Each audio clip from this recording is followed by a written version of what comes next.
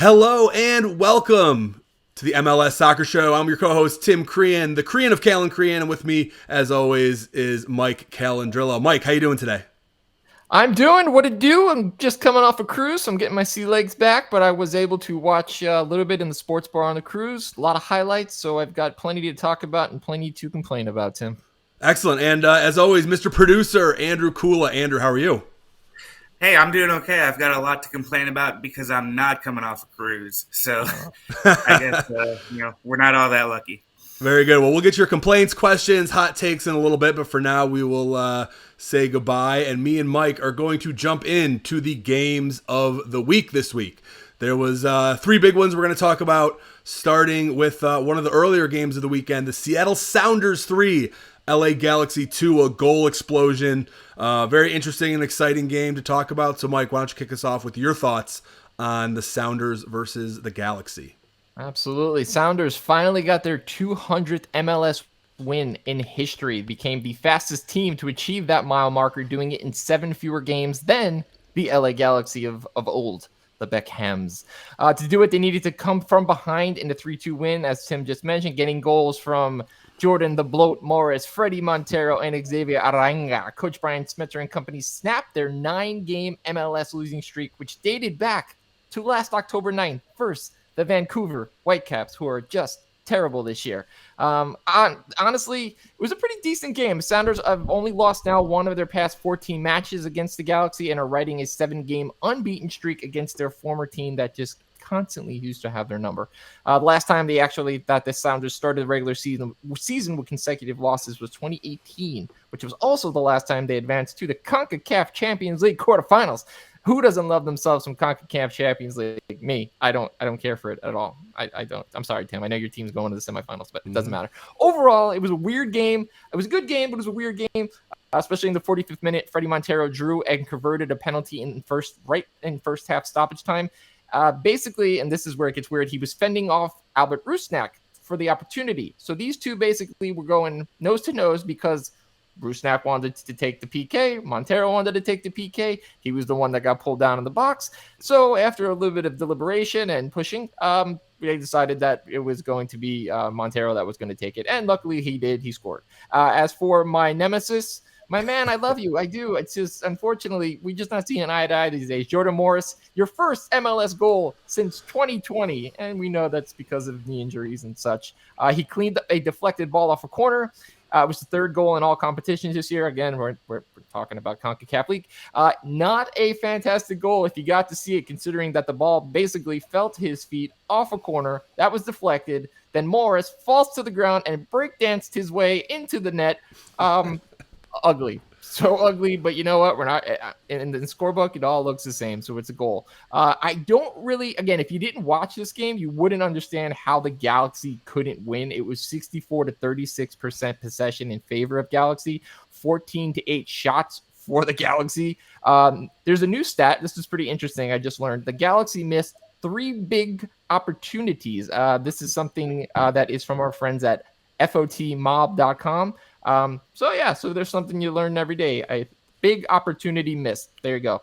It was also 6-1 on corners for Galaxy. And lastly, the huge, missed opportunity for the Galaxy was 494 passes completed, 88% accurate for 250 to Seattle, which is 78% accurate. So taking that all into consideration, Tim, what the heck went wrong for the Galaxy besides the fact that their defense was just non-existent? Well, right. We'll talk more about the Galaxy in detail in a minute. I have a lot more to say about that, but just let me put a bow on the Sounders here. It was an impressive professional win from one of the best teams in the MLS. Yes, the possession stats should worry Sounders fans a lot. I mean, it was a dominant performance by the LA Galaxy, but the defense held tight. They didn't give up too many chances. I think all in all, they did a really good job. So the Sounders won the game. You're not gonna dominate every game, and the games that aren't going your way, you have to take advantage of the chances that are presented to you, and Seattle did that. So they played good defense, and that's what all you can hope for in a game like this. There will be better days for the Seattle Sounders ahead, but getting 3 points when you don't really deserve it is something that you shouldn't be too upset about. And just on another note, the Purple Haze Jimi Hendrix inspired jerseys were fantastic for Seattle.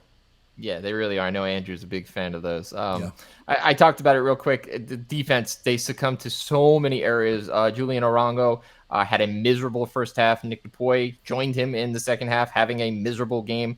Galaxy just continued to look vulnerable on set pieces, and that has been their bugaboo for years now, and it's something that they have just not been able to fix, and I don't understand why. I mean, their man marking was poor. They were watching the ball during the set pieces overall. So just a really bad job on the defensive end. I will give, at least Chicharito, it looks like he's back in the good graces. Again, not a beautiful shot, but he was where he needed to be in the box when he scored. They basically, they just gave him too much space, and you cannot give, Major League Soccer players, let alone a guy like Chicharito, that much space in the box. He had some good runs, good finishes on the first goal, a decent cross in the 35th. So he really did have his chances. And then the guy that I was actually really pleased to see play well was Douglas Costa.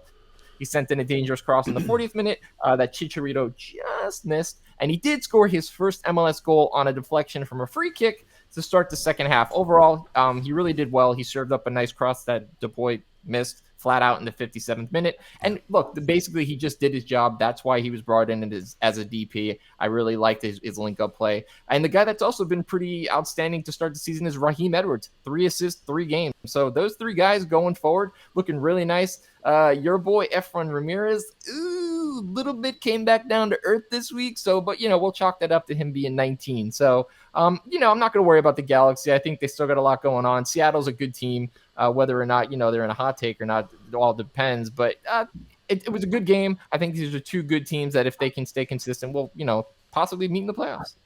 Yeah, absolutely. This game was all about the Galaxy. I mean, they dominated, they scored, and they still lost. Yes, they had 14 shots to 8 from Seattle, but they only put 3 on target versus 4 that Seattle put on target. And so that getting quality shots is more important usually than getting just a barrage of shots. So that's something to keep in mind. That was not good, but individually, a lot of players were good. Edwards was good, as you mentioned. Chicharito was good. Douglas Costa was good. I thought Efrain Alvarez was better than you thought. Yeah, and he had a decent game, but another one of your nemesis is that Kevin Cabral was not good. And the center backs were not good. And, I want to go on a little bit of a tangent here and this is something that someone who listened to my old podcast, The Citizen Abroad, would know that I talk about quite a bit, is that soccer is a weak link sport, right? It's a theory I stole from Malcolm Gladwell, who stole it from someone else. But basically the idea is there's strong link sports and there's weak link sports, right? So soccer with 11 people on the pitch, with so few goals scored every match, the weakest link is going to cost you the game more time than the strongest link on your team is going to win you the game. Basketball, on the other hand, is a strong link sport, right? The best player on the court, because there's only 10 players, and there's so many points scored, so one mistake's not going to kill you in a basketball game.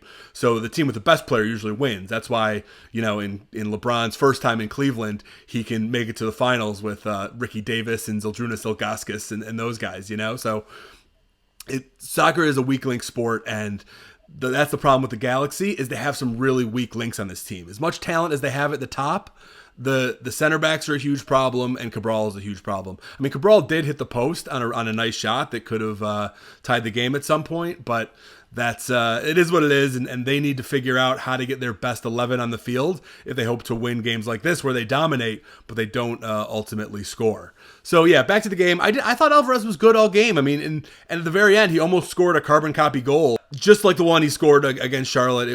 This one just nicked off the top of the corner post. It was an amazing shot, and again, that would have tied it 2. And then one more problem for the LA Galaxy is, as good as Chicharito was, he has such bad body language. Yeah. Every time he doesn't score, he turns around, he throws his arms up in the air, he starts yelling at his teammates, at the referees, and this time it hurt him. I forget if it was at the end of the first half or the beginning of the second, but one of the times he did that, he missed the chance, he started yelling at someone, but the ball went right out to the wing, and the ball came back in on a low cross, and Chicharito wasn't ready for it. He wasn't crashing the net because he was screaming at someone. So your best player can't be throwing temper tantrums when there's a chance to score, and Chicharito needs to cut that out. That's your star player just has to do better than that. Yeah, well, as a fan of the U.S. men's national team, who has watched many a game against the Mexican national team, we know that kind of is a bit of a thing that they teach down there. For whatever reason, it just when it's going good, it's real good, and when it's going bad, you don't want to be near anything that has to do with that club. And it'll be interesting coming up in a short time. The U.S. men will be playing Mexico in Mexico, so that is going to be a barn burner. But we shall see. Let's move on, Tim, to the Nashville Hot Chickens. Hot Chickens. Tell me you were not disappointed in a 2-0 loss to Dallas. Yeah, we're going to talk about this game against Dallas. It was a good game. This Nashville was my former pick to win the West. Former? I reserve my. I'm sticking with NYCFC for the whole season, but my West pick is going back and forth a little bit. We'll talk more about that later. Okay. But I thought the game was really good, and there was a very special player on the pitch that we got to see. But just give me your first impressions, Mike, on the Dallas Nashville tilt here. FC Dallas scoring 2 goals in a 3-minute span, the 85th and the 87th. That hurts. It's Nashville's first loss. They're 1-1-1, 4 points. I mean, it's okay. But they were chasing the match from the start. Nashville did have the ball at times, and they 5 total shots to Dallas's 13, rendered 0 on target. That's not good. Dallas had 13 set-piece opportunities and forced Nashville to make a whopping 36 clearances. This is what we've been talking about. Eventually, the defense that is so strong is going to succumb because it's like a crack in a dam. Eventually, it's going to spread, and here we go. Nashville really failed to involve their top dribbler, Randall Leal, in the attack, and that energy between Hani Mukhtar that we've seen, and especially last year in 2021, and CJ Sapong looked really, really disconnected. So looking at it from the outside, if you didn't ever follow this team last year, you would not believe that they scored 55 goals last season, which was actually 4th most in the league, because I really, really don't see them getting anywhere near that. I mean, it's a very, very similar team to what they had last year, especially on the offensive side of things. So somebody's going to have to light a fire under this team. Maybe Hani Mukhtar, it's just going to take him a little while to kind of figure it out. Kind of seems like a slow starter of sorts, but big expectations for this team. And again, they're not in a bad spot. They've got 4 points, but I just, what is it going to be, like a light switch? Are we going to turn it on all of a sudden? Because again, we'll talk about Dallas, but not like Dallas is setting the world on fire. And again, you couldn't score any points against Dallas, so it's a little concerning. Yeah, and you said it last week. I mean, and it proved true. Nashville needs more scoring punch. But I think it's just as much, if not more, of a formational problem than a personnel problem. They need a number 10 to play, with their forward stacked. I mean, they're in a traditional 4-4-2, so they have their strikers spread out. And they need some kind of connection between the midfield and the strikers, because they don't have that right now. And when the strikers do get the ball, they're just hung out to dry. So, Sapong and Mokhtar, they're scorers, they're counterattackers, they're those kind of players, but neither of them are creators. And so once the ball gets that far up the pitch for Nashville, everything just fades out because it's those guys one-on-one with the entire defense. And that'll result in goals from time to time, but it's not a sustained attack. So I think if they found a way to kind of, they could play with, I don't think defensively they want to put another attacker on the field, but if they stack their forwards and played with a kind of number 9 and number 10, I think that would lead to more offense. And really what they need, they don't need necessarily another a pure scorer or anything like that, because Sapong and Mokhtar do a good job with that. They need a creative number 10 who can take players one-on-one, who can, push the pace, beat a defender, so another defender has to come over, and then that opens up Sapong and Maker more. They need a player like Alan Velasco, who we saw for the first time this game. That he would be amazing on Nashville FC or SC and make a huge difference. Mike, what did you think about the first appearance of the 19-year-old Alan Velasco? How could you not be impressed? And again, this is a Dallas team that is traditionally a homegrown club. They don't splash the cash. And all of a sudden they did. They went out and spent a club record $7 million to sign the 19-year-old DP from Independiente. And he only played 26 minutes. He had to come off the bench this time. But this is a guy that had 69 first-team appearances for Argentina's Independiente. So he's legit. And he's only 19. So he's going to get so much better. He's so highly rated. And you saw why in his brief showcase. I mean, he beat not one, not two, five Nashville defenders. And again, this is Tim's stoic yellow submarine that you can't get through. Well, my man did. He beat five guys on his way to scoring in the 87th minute. I mean, he literally took the ball from midfield, ran past Dave Romney and Mayer like they were standing still. He shook off Annabelle Goody and chipped the ball to beat Alex Mule. Okay, off a deflection, but it was fantastic. He looked so good. And again, this game could have been 4-0. I mean, Dallas put the pressure on early. They had two excellent shots on goal in the first half. And I hope U.S. men's national team coach Greg Berhalter was watching when Jesus Ferreira missed right in front of the Nashville goal in the 17th minute after a solid cross from Oberon, because we can't have that at the U.S. men's national team level. So take that with a grain of salt. But overall, getting back to your point, Velasco was fantastic. Every team would love to have him. A lot better than Jadon Shaqiri. But anyway, I love what the kid brings to the fold. 19 years old, he's going to be really good. Let's see how long Dallas holds on to, guys, because as you saw with Ricardo Pepi, who's now in Augsburg, it is a team that is traditionally a young selling team. But, they made some moves in the offseason, so anything's possible. Bringing in Paul Arriola was a nice move as well. So maybe they're going to right the ship and start to actually build something. Yeah, I thought Arriola played well in this game as well. But yeah, Velasco's a game changer. I mean, he made his debut this week, and he shouldn't come off the field until Dallas sells him for triple or more what they paid for him, because he is incredible, and he's just going to be such an exciting player to watch. There's a ton of young talent in the MLS right now, which is awesome. And honestly, after just a few minutes on the field, he might be the best of them all from that debut. And then the other thing I want to point out is Walker Zimmerman, man. And we, of course, the official position of the MLS Soccer Show podcast is we love Walker Zimmerman. He is fantastic. But man, as a soccer fan, you watch the attackers, you watch the creative midfielders, you watch the flashy wingers. You don't often watch the big center backs, but he just commands that back line so much. And he's so strong in his clearances that he's a guy that you can't help but notice on the pitch when he's patrolling that back line. And he does it with flair. He takes these clearances, he boots them out, he just controls that whole area. Yes, they gave up 2 goals, but again, it wasn't Walker Zimmerman's fault. And so he's not as good as these guys yet, maybe someday, but you can't help but see his style and see how he jumps off the screen at you when you watch him, and you can't not think of guys like Vincent Kompany, Virgil van Dijk, Chiellini, Puyol, guys like that who are defenders and center backs that you notice when they play. So Walker Zimmerman is just a fantastic player to watch, and you don't often say that about center backs. I love you, man. So good. That's right. So go ahead. Let's move on to one more game that we're going to talk about in depth. That is the Portland Timbers 1, Austin FC 0. The Austin FC that scored 10 goals in their first 2 games and couldn't manage a single one in their third in match day number 3. So, Mike, what did you think of this game? Shocking. No, it wasn't. We all saw this coming. I think you had this. I'll give you that.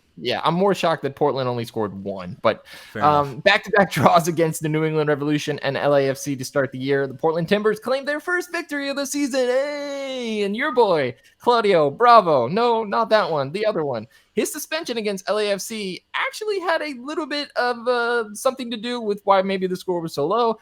They had to bring in their rookie draft pick, Justin Rasmussen, made his club debut at left back, and he was exposed a number of times, which honestly did not help them get the ball up the pitch. So I think that had a lot to do with this 1-0 scoreline. Defender Bill Toloima was named to the MLS Team of the Week.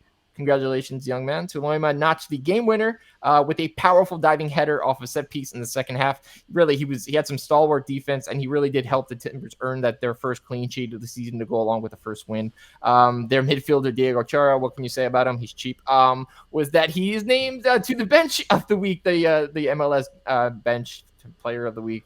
So many different words. But he played really well in the midfield. He kept Austin off the board. That's what he does. Whether or not he leads the league every year in yellow cards, it remains to be seen. But again, this marks the 3rd week in a row that a Timbers player has earned honors for the league's Team of the Week. So you got to give it up to them, regardless that this was actually their first win. They are a consistent bunch. That's why they are there at the end, year in and year out. It was really just a reflective, strong start for the Timbers off the 2022 season. Still undefeated, collected 5 points from 3 games.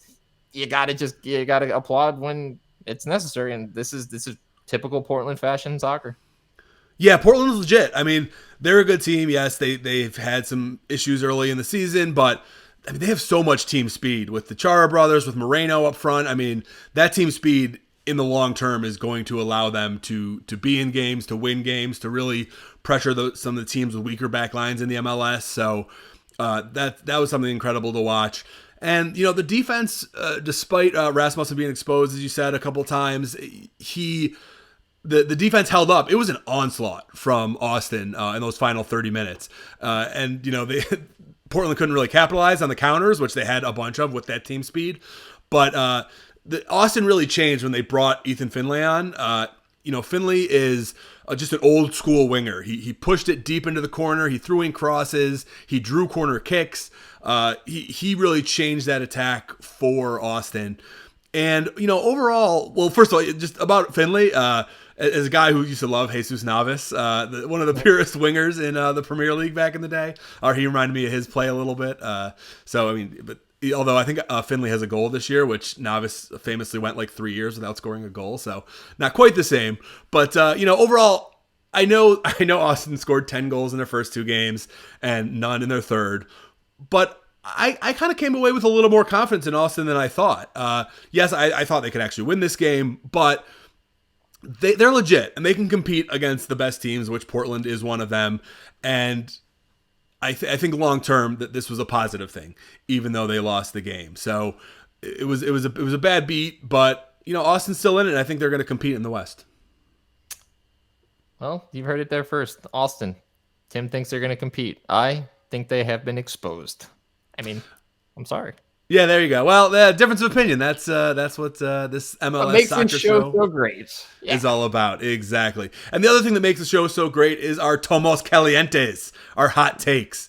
So we're going to go rapid fire through the other games on the docket, and if we have a hot take to throw out, a TOMAS CALIENTES about these games, we will share them with you. So let's start with another game that was blacked out here, which is so annoying. No one showed up at Yankee Stadium because it was a blizzard on Saturday, so that was ridiculous. But they would have got to see NYCFC score 4 goals, get back on track to be the Eastern Conference representative in the MLS Cup over CF Montreal. Mike, give us a TOMAS CALIENTES about this game. Everybody scores goals against CF Montreal because they are terrible, Tim. They gifted New York so many chances in the third. It was really ridiculous. The Pigeons, your team, ended up with 5 shots and 3 goals, kickstarted by regaining the ball constantly in Montreal's half. My hot take for Montreal is that Jordi Mihalovic is the only bright spot on that entire roster. He really is. Really, really good player. I still can't believe Chicago gave up on him so quickly when they did. My hot take for your New York Pigeons: it's time to sell Tati Castellanos because Teles Mango is for real. This kid is so good. He bagged a goal and assist. He was sensational. He was all over the pitch. He made the MLS Team of the Week, presented by Audi. He was pronounced one of the league's best goal added numbers at 0.73. And this kid, he's just electric. Okay, I mean, if you're a New York City fan, you don't want to sell, Tati. But if you could put these two on the field, but Tati is non-existent in MLS play. Really good in CONCACAF, not so much. But if you want to get that $15 million, sell Tati and let this kid Magno just play because he has got energy for days. Yeah, and he was great. Easy on selling Toddy. Let's pump the brakes on that one. But my hot take isn't really a hot take. It's just the truth. NYCFC is back, baby. They got their groove back after a tough start to the MLS season. We talked last week about how Champions League is tough on that, so they're getting into the flow of it. And the other thing I want to say is there was a lot of hate on Twitter and social media about the championship banner that NYCFC unfurled at Yankee Stadium. It may have been on the small side, but guess what?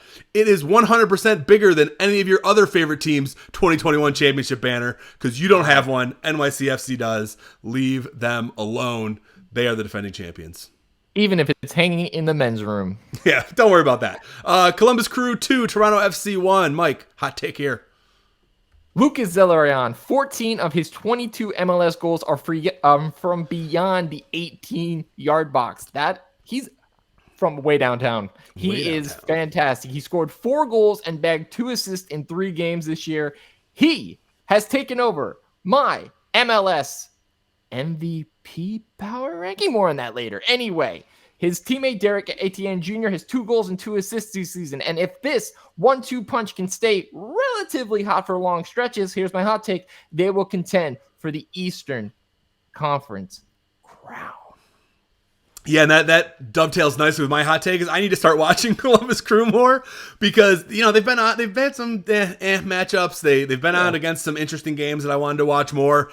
But they're legit, man, and you're right. I think they are going to challenge for the playoff spot for the MLS Cup possibly if they make it in the playoffs. So they're playing Toronto. Sorry, I don't really care to watch Toronto all that much either. But yes, I need to start getting more in on the Columbus Crew, just like I need to start watching 100% less Inter Miami because they are trash. They lost to LAFC. Sorry, I keep adding an extra C for NYCFC.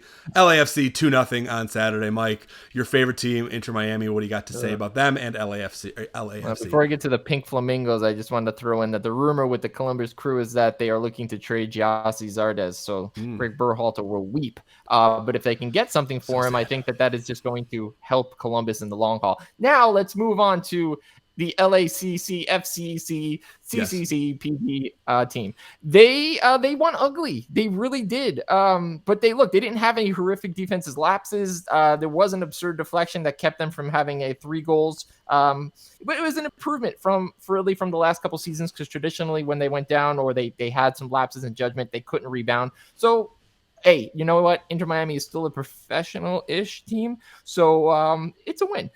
This time it was Ismail Jajori Sharadi who stepped up and scored a dagger. Inter Miami, Breck Shea, center back. What? That's a problem. And here's my hot take, and it was the same. I think it was the same hot take from last week. Phil Neville, you ain't lasted more than 5 games, my man, because you have no clue. I don't care if everybody was hurt. Breck Shea is not a center back. It just doesn't work. And when you ultimately lose your job or force David Beckham to stop communicating you via BlackBerry, this is exactly why. Yeah, absolutely. And putting Breck Shea at center back is ridiculous, and he proved that by tackling the first guy who beat him and drawing a red card and getting kicked out of the game. But listen, I'm coming around to your point that I think Phil Neville is not long for the MLS world. I never thought David Beckham would turn on his class of '92 buddy, but if he keeps putting up performances like this and putting out lineups like this that just don't make any sense, Phil will be on the short bus back to England before we know it. Next, I don't have much to say about this, but I think you have a little bit. Houston Dynamo 2, Vancouver Whitecaps 1. Yeah, Darwin Quintero only made 9 starts last season. However, he can still ball when this team is on the right foot and he's in the lineup. If he gets hurt again, I don't know, just collect your paycheck. But honestly, if he can stay healthy, this team can play around the 500 mark. They're not great, but Vancouver is worse. So Darwin Quintero's been around a long time. He's a professional. He's nice when he's upright, but who knows how long that's going to happen for. But we wish him all the best.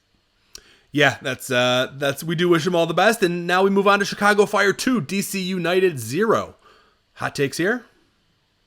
The Fire became just the 8th team in MLS history to start the year with 3 straight clean sheets. You got to give a lot of credit to Ezra Hendrickson. He's the coach. He's got the team looking steady. But the hot take is 17-year-old keeper Gaga Slonina. You, sir, are Sorry, he's not a sir, he's a kid. You, kid, are a genuine star in the making, and if you keep this up, and it's early, you will be gone at the end of the season because at 17, there are 1,000 clubs over in Europe that will want you in their stead. He is just one of 6 keepers in MLS history to record 3 clean sheets in his team's first 3 games. Brava, sir. Brava. Absolutely. And that just steals my Tomas Caliente fire here because that's my 2. Gaga, man. I'm a huge fan of goalkeepers. I love young ones. I love big ones. I love talented ones. And Gaga checks all 3 boxes. So I thought you were going to say I'm a huge fan of Lady Gaga, which was I'm a Lady Gaga fan too. So everything about this guy screams awesome, and we will talk about him more in just a bit. But first, let's talk about the craziest game of the week and the most ridiculous: Real Salt Lake 3, New England Revolution 2. Whatever you do, make sure you stay for potent quotables later because I have got some fire ones from this game. It was ridiculous. It was a blizzard. It was so good to watch. RSL now sit level on points with LAFC, my pick to win the West, atop the West after a fantastic 90+2 win in New England where you couldn't see your hand and if it was in front of you. The orange ball, we got to see the orange ball. It came out from the start, unlike last week when RSL was forced to play against Seattle without the orange ball. What? Snow is white unless it's yellow, and then it's a problem. I just feel like I'm talking like Jerry Seinfeld. RSL went down 2-0 to New England in the first 60 minutes, but the final 15 saw RSL notch 3 in what was a super impressive comeback. And honestly, my hot take is that they should play all their home matches in the snow because they just have that home field advantage. That's a great idea. This is just an absolute choke job for the New England Revolution. I wrote about this on sportscasting.com. Check that out. There's plenty of reasons why this is. They didn't start their best lineup because of the games midweek. But they had their best players on the pitch at the end of the game when they completely choked. They gave up a 2-0 lead with 12 minutes to go. Absolutely brutal. And just, the broadcast was, and the stadium was empty. The broadcast was terrible. It looked like a high school game. New England Revolution needs to get their stuff together because they could be one of the best teams in the league, and they're one of the most embarrassing as far as a presentation and fandom standpoint. So yeah, I think that's on Kraft, honestly.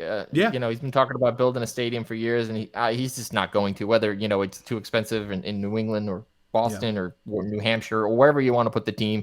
But, I mean, he's got a great coach, and yet you're not, and you got some good players too, but, you're selling Matt Turner, and there's other guys that are coming in and going, and it's just not a good look, and it's too bad because, they're one of the originals.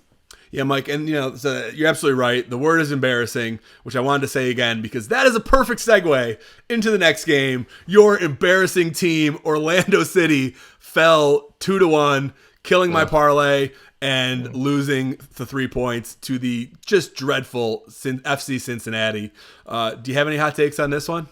Yeah, I guess I can't call them Stinking Natty anymore because they went to Orlando and they claimed their first win of the season to snap a 14-game losing streak.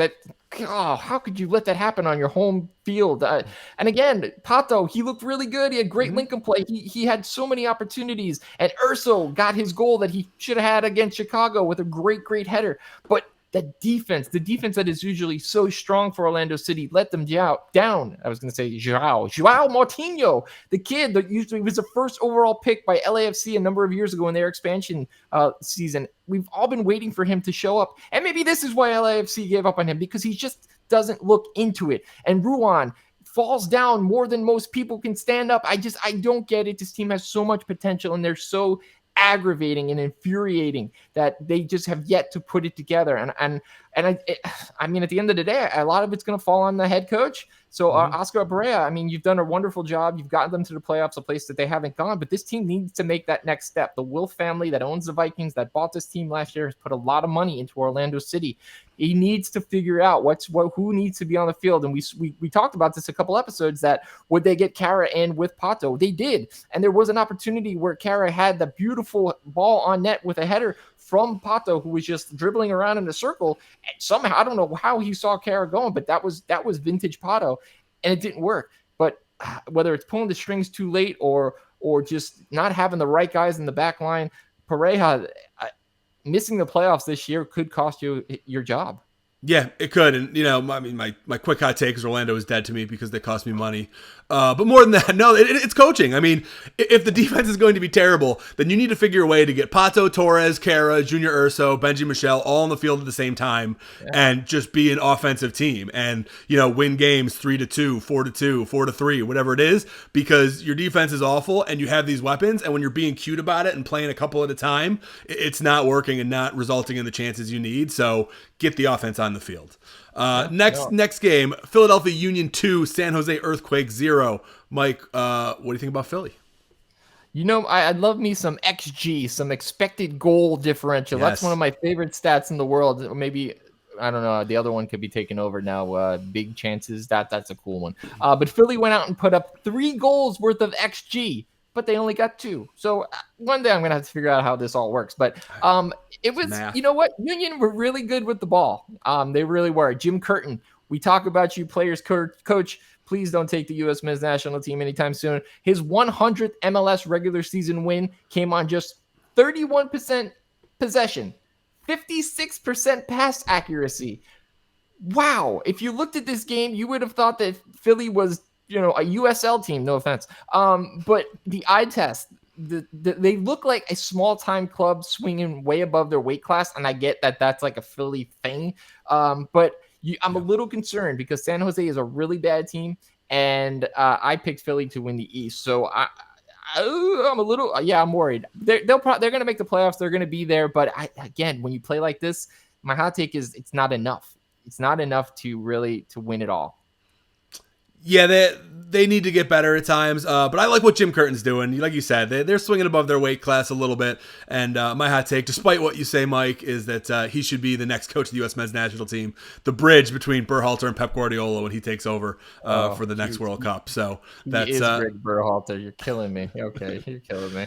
That's it. Jim Curtin, next U.S. men's national team coach. The next hot take, I'm going to do this one solo. Colorado Rapids 2, Kansas City nothing. And the hot take here is the Rapids are back. My original pick for the Western Conference is now back to being my pick now, and I reserve the right to change that week by week. But I abandoned the Fighting Stan Kroenkes after 1 week for the toothless Nashville Hot Chickens. I apologize. I'm back on the bandwagon. Here we go, Rapids.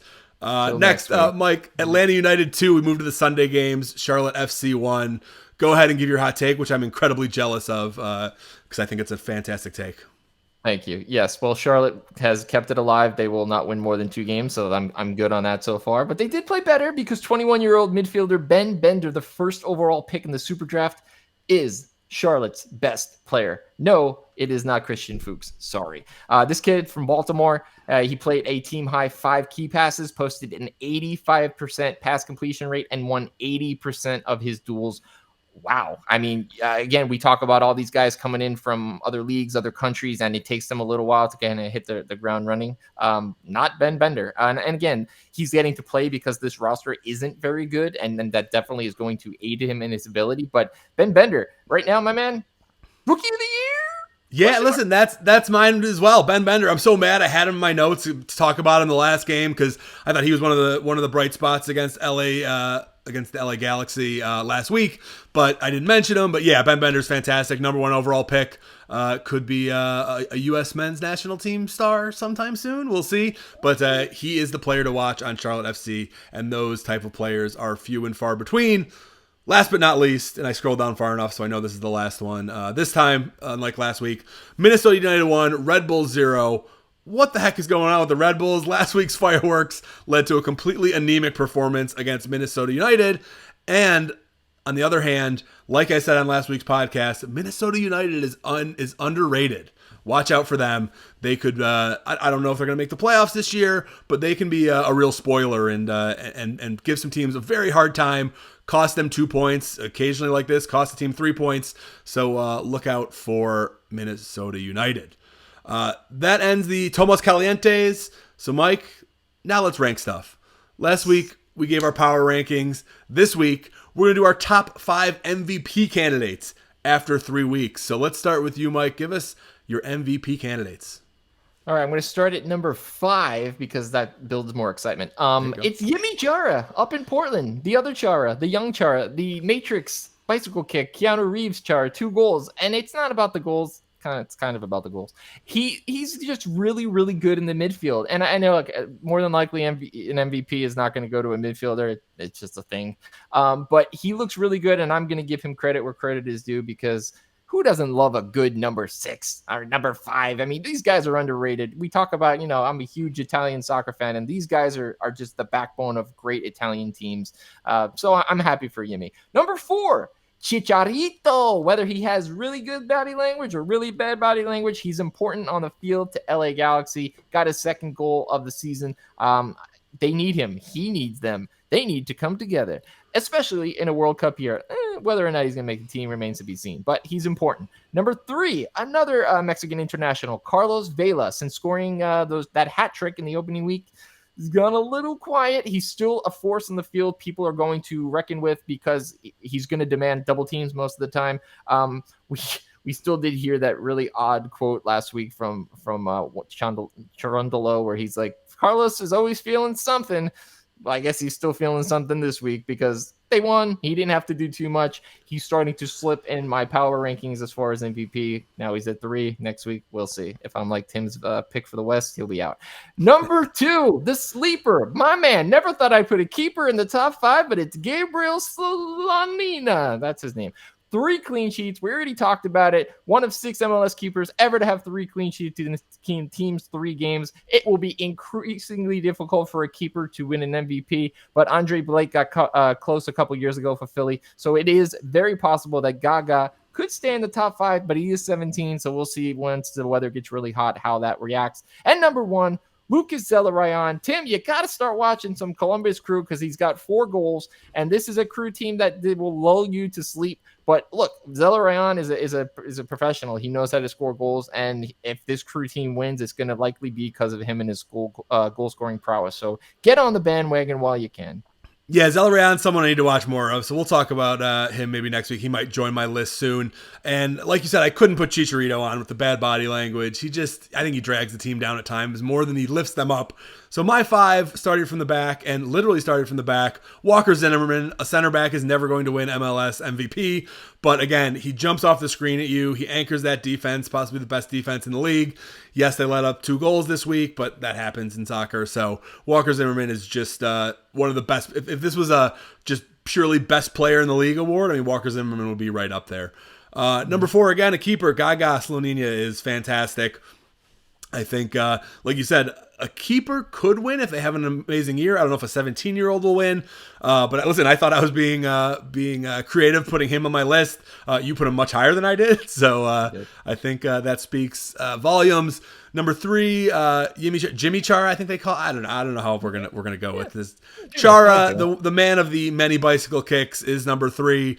He's got goals. He's got assists. He's been excellent this year, and I think he's kind of a dark horse to win this if he keeps this kind of play up. Number 2, the defending MVP, Carl Gil from New England Revolution. He came on late during the collapse this week, so that wasn't pretty. But he's got 1 goal. He's got 1 assist. He's played well overall this year, and he's the reigning MVP. So I think you have to keep him on the list until otherwise noted. And then Carlos Vela, number 1. As long as he stops feeling things and gets taken off, like you said, he had the hat trick.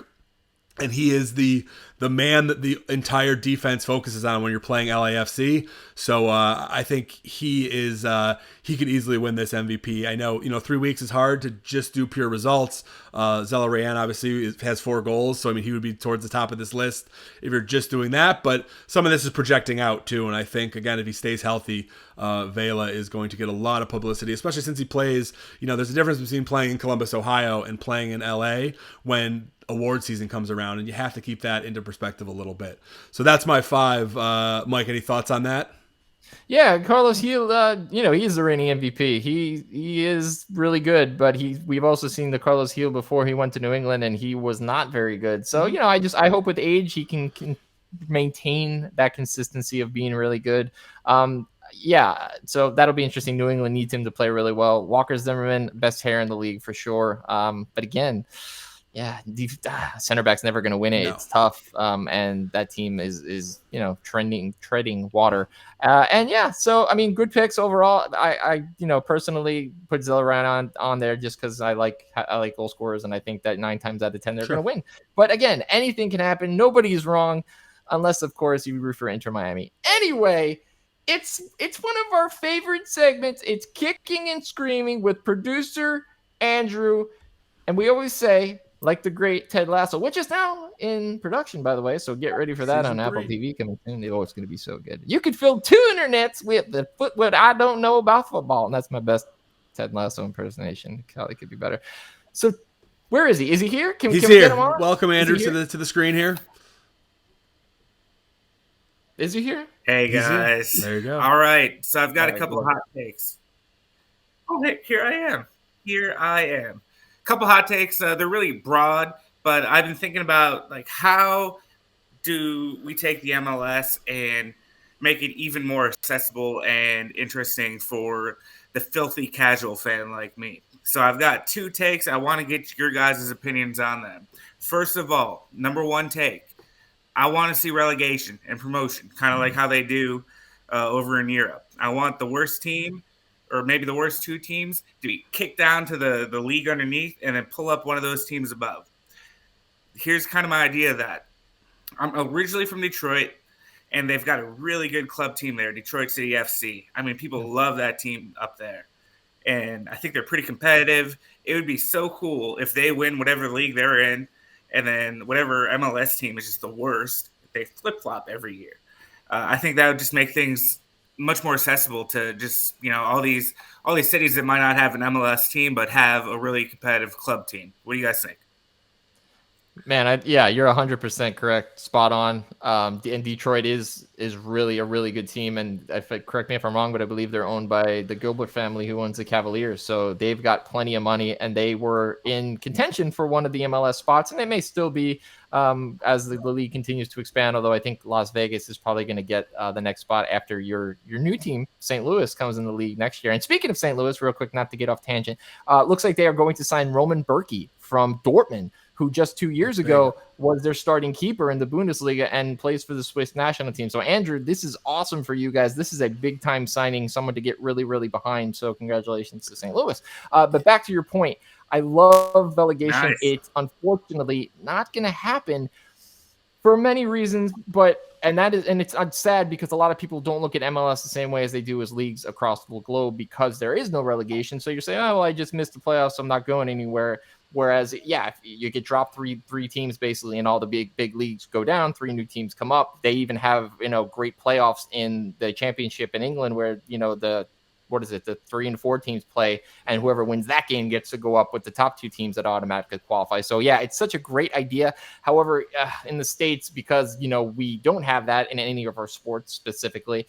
And these teams have spent so much money to not only come into the league, they have to basically buy in, which is, a couple $100 million. And then they have to spend a couple $100 million, if not even more now, on a stadium. And it wasn't built in when the MLS started 27 years ago. It's highly likely that it will never happen because it's a business. And these USL teams like Louisville City, which is a really good team and worked in conjunction with Orlando City for a long time, and Detroit. And there's a lot of good teams that are really good. Even the Rowdies in Tampa, who have been around forever and ever since the days of Pele and such.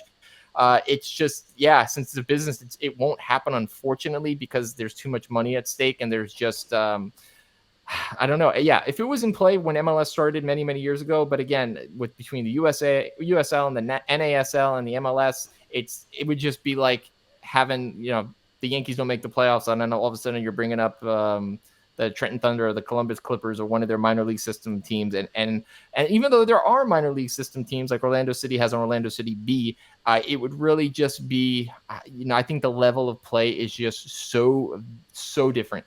These guys are professionals, whether they're 17 or 37, they know the game. And if you're in that minor league system or you're in the USL, you've either gotten to the MLS at one time and couldn't stay there, or you're just not, unfortunately, good enough to be at that level. So I think that there's a lot of variables that come into why, but I would love to see it personally. I think it would great. And you're right. It would create much more fan interest, and it would, that these teams like in England that fight to stay above relegation, it's a battle. I mean, who cares about Watford? But then you look at, Everton, with all these great signings they made at the transfer deadline and bringing in Frank Lampard, they're tied for that final spot to stay up. And this creates excitement among teams that are just really, really poor. So there is that lacking. But again, in the MLS, we have the playoff system that teams in Europe don't have. So there's good that you got to take with the bad. A lot of people love the playoffs. A lot of people don't. So, I guess we can only have so much, unfortunately. But as Americans, we want it all. It's not going to happen, but I love it. It's a great take, Andrew.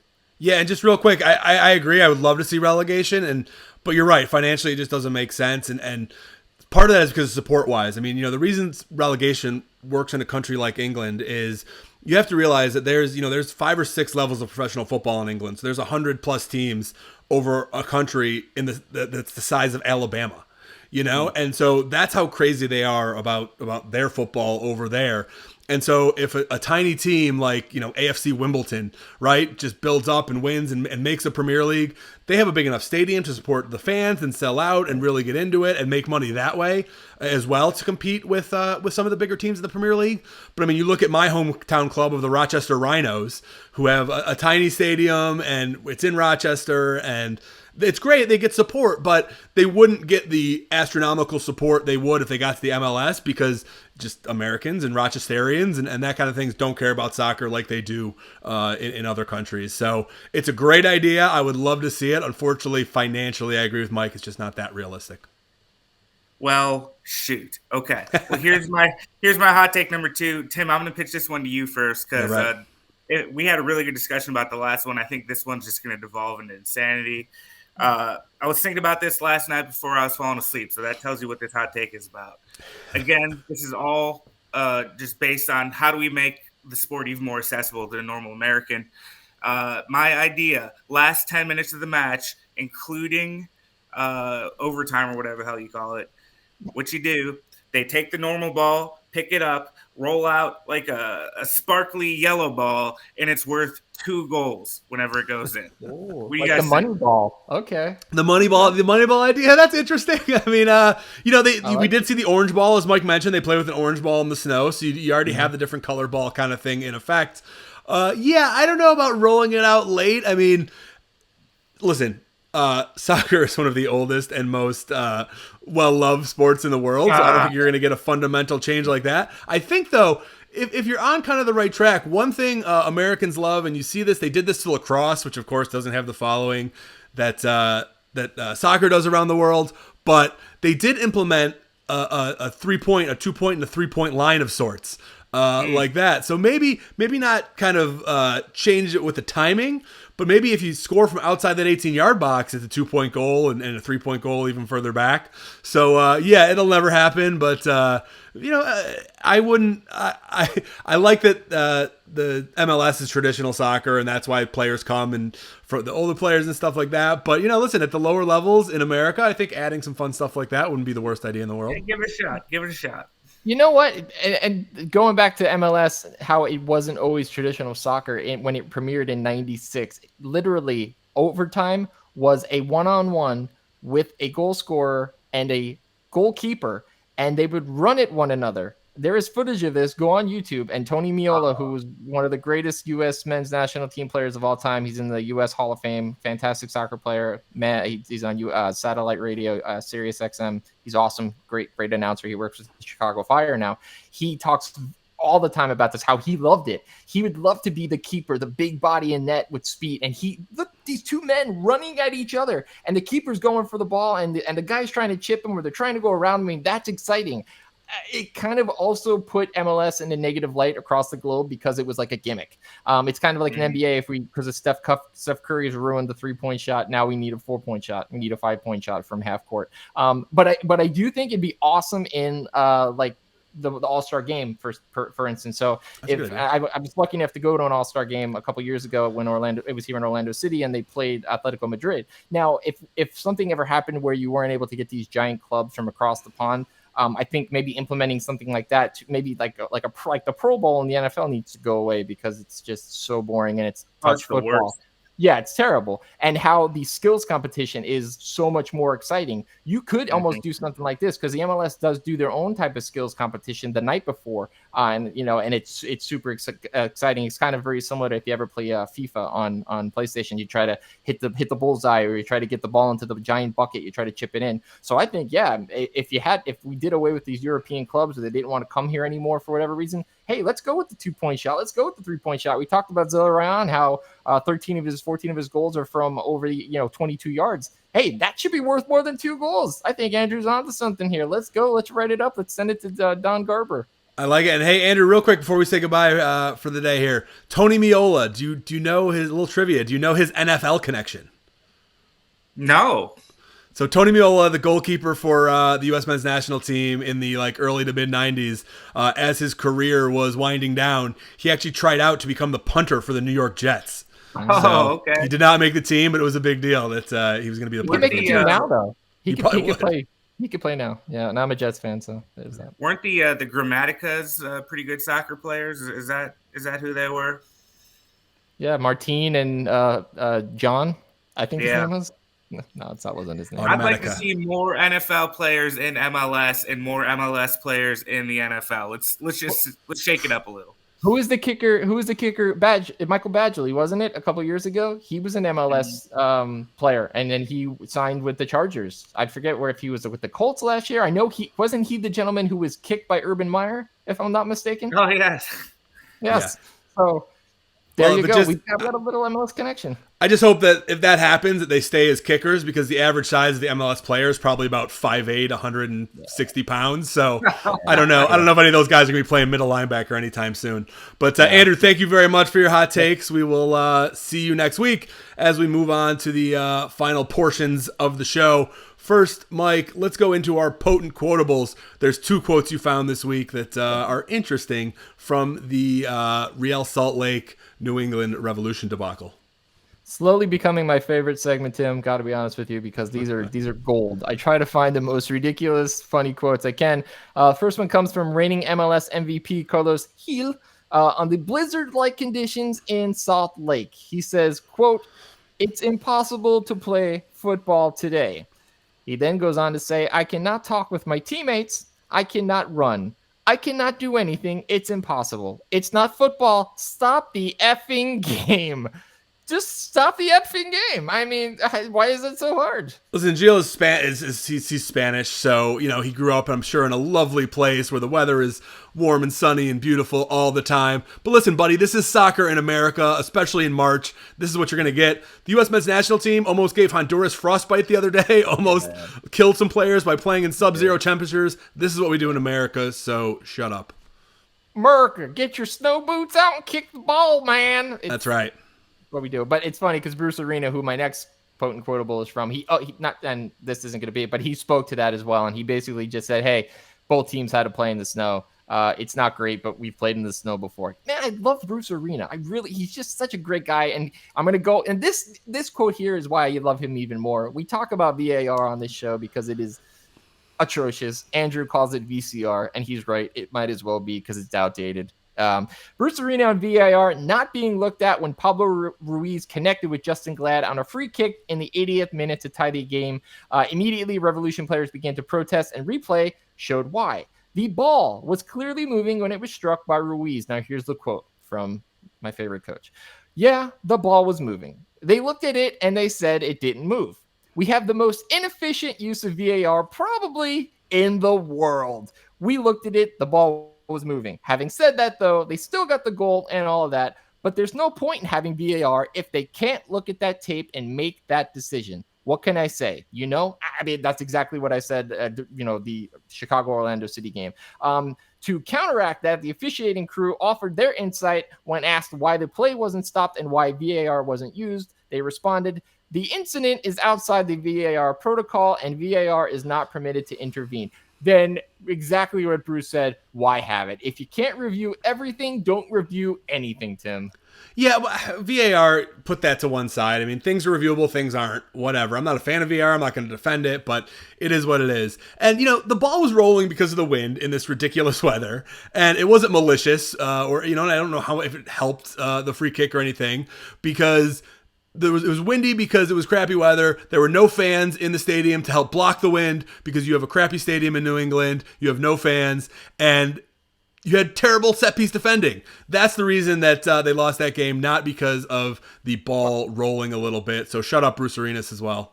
You stop that talking about my Bruce. He's right though. It's physics. The ball is moving. It's already in motion. Stop. It's happening. It's easier to kick. So I understand your point, but I also understand Bruce's point. Here's my solution. I'm going to take a page out of Andrew's book. We're going to the NFL.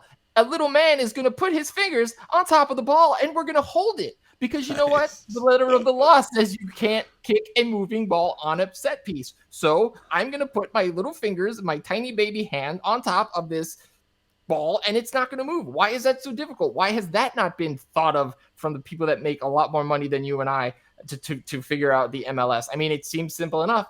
What? Because we can't touch the ball unless we're a goalkeeper? Then go get Tony Miola, put him on the pitch, and let him hold the ball down. Because, I mean, honestly, that seems like a pretty good idea to me.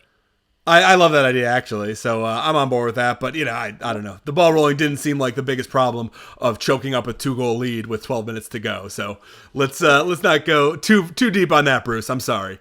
But last segment, you know what? Let's forget the last segment.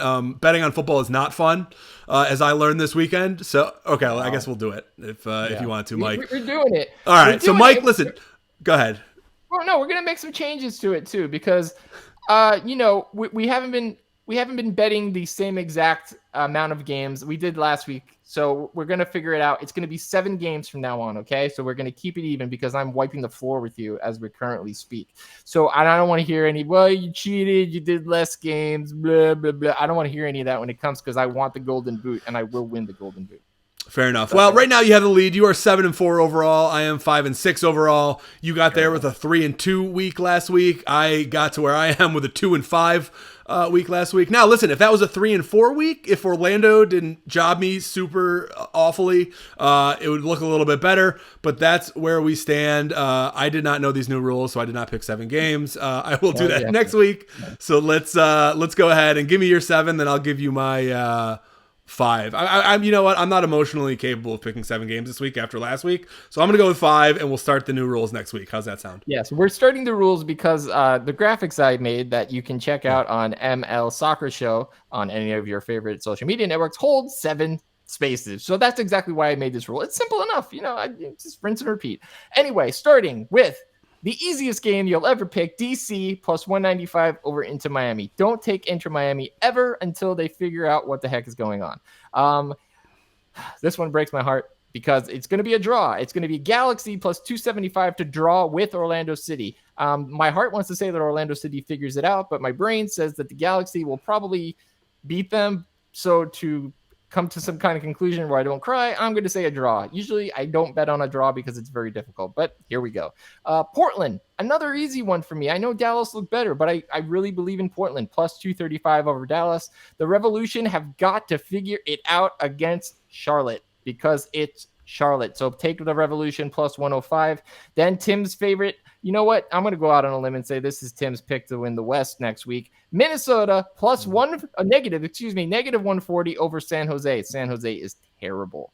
Then we go to Seattle plus 225 over Austin. How is this plus 225? Get your bets in now because someone made a mistake. I'm probably not, but I use with DraftKings. So you go with Seattle all day over Austin. And then the other one, it's not great money, but it pretty much is a shoe-in. So if you're going to do a parlay, I would take LAFC. Yeah, it's negative 250, but yeah, it's Vancouver. And yeah, Vancouver is terrible. So take LAFC and do with it what you will. Tim, even though you're cheating and only picking 5 games, what do you got? All right, well, I just added a 6 as we were talking, so I am going to go with Dallas and Portland draw. That's plus 240 on FanDuel, so we come at the different odds here, but so that's my 6. Maybe I'll add a 7th before we put the graphics up, but a draw between those teams. Like you said, Minnesota should take care of San Jose. The Earthquakes are not very good. Minnesota's the favorite, minus 145 there. LAFC minus 280, an even bigger favorite over Vancouver. Take them as well, and moving on. Oh, yeah. DC United over Toronto. I like them at plus 185. The Revolutions, I think they get back on track. And again, Stinkinati and Inter Miami are playing each other this week, so I'm not going to touch that game with a stick, but I'm going to stay following the teams that I think aren't that good. So the Revs minus 115 over Charlotte. And then last for now is Chicago Fire plus 105 over Cincinnati. I think Chicago Fire found something a little bit in that DC United win, and with their 17-year-old Gaga in goal, they should shut down the Kansas City offense, which is a bit of a misnomer because Kansas City doesn't have a ton of offense right now. So those are our best bets of the week. As Mike mentioned, there will be graphics, which are awesome, that will appear on social media. Mike, tell us exactly what the social media accounts are, where those graphics will appear. You want the correct way I should say the show name? Give them a bunch of different ways so you can find it. Okay. Yeah. So MLS Soccer Show is the incorrect way. The correct way is ML Soccer Show. And that is at Twitter. That is at Facebook. That is at Instagram. But if you're going to watch the show on the YouTubes, you're going to want to type in MLS Soccer Show. And yes, Andrew, we say soccer twice because we care so much about the game twice. So please go on, subscribe, become a fan, become a friend, like the show, give us a thumbs up, leave a review. And if you're going to listen to it on your favorite podcast network, we suggest Apple Podcasts or Spotify, because Spotify needs more money now that they're paying Barcelona, I don't know, $100 billion. See, Tim, this is how Barcelona can buy players now, because it is the Spotify Camp Nou, and they are sponsoring the kits. Amazing. Just a brilliant bit of business by Barcelona. So good for you. Barcelona actually have been talking about years for buying an MLS club, which I would love to see, because then we might get messy over here. So let's make that happen, Barcelona and Spotify. You got a lot of money. I remember the man that owns he wanted to buy Arsenal, the man that owns Spotify, Daniel Haag or something like that. Yeah, the Swedish guy. Exactly. He's got $1 billion.